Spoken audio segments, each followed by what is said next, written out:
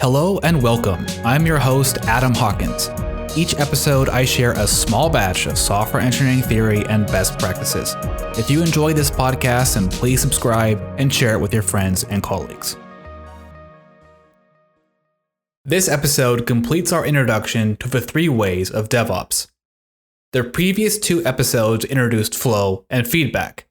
Flow, the first way, establishes left to right flow from development to production. Feedback, the second way of DevOps, establishes right to left feedback from development to production. The third way of DevOps establishes a culture of experimentation and learning around improving flow and feedback. Let's frame this discussion using the 4 metrics from Accelerate: lead time, deployment frequency, MTTR, and change failure rate. Lead time and deployment frequency both measure flow. MTTR measures feedback. Change failure rate measures experimentation and learning. Trends in these 4 metrics also reflect experimentation and learning. Consider this scenario. There's a severe 6-hour production outage.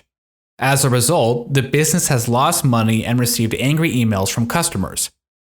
This long outage window impacts the team's MTTR. This bug, which went undetected by the deployment pipeline, caused an outage which increased the change failure rate. The team meets as soon as possible after restoring production operations. What do? If they apply the third way of DevOps, then they would conduct a blameless postmortem.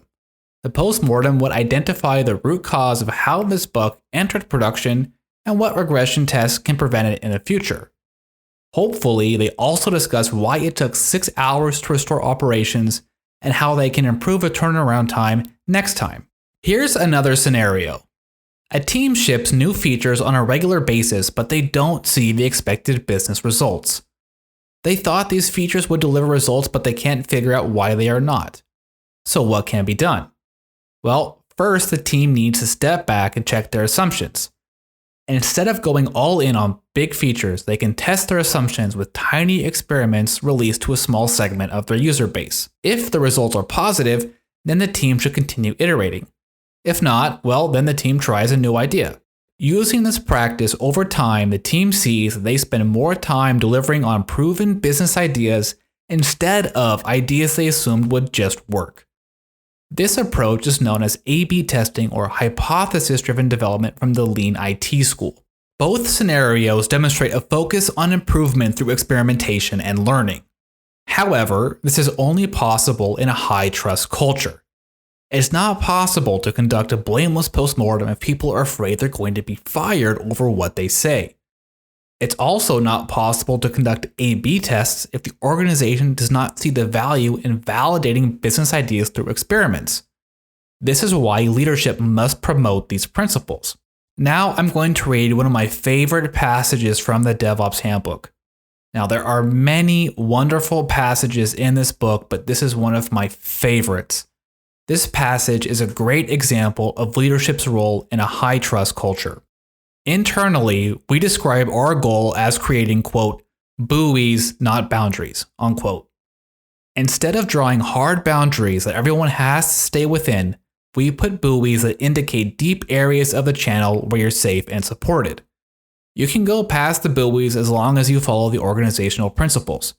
After all, how are we ever going to see the next innovation that helps us win if we're not exploring and testing the edges? I just love that quote. There's so much good stuff there. It describes a high-trust culture guided by safety and aligned through principles. The 4 metrics, lead time, deployment frequency, MTTR, and change failure rate, are SLIs for your IT. DevOps is a set of principles that guide organizations to move these SLIs in the right direction. And when done right, the results are outstanding. You just need to ask yourself, how can we improve? If you can stick to asking that question, then you'll uncover that improvement of the daily work is the daily work. All right, that's it for the principle of experimentation and learning. These 3 ideas will come back time and time again on the podcast. But hey, you can always come back to these episodes if you need a refresher. Head over to the podcast website smallbatches.dev for links and a free ebook on putting continuous improvement into practice. Until the next one, Good luck out there, and happy shipping.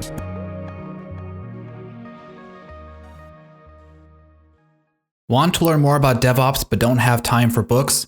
Then sign up for my free email course at freedevopscourse.com. The course details the 3 ways in depth, along with continuous delivery, trunk-based development, and much more over the course of 9 days. Sign up now at freedevopscourse.com.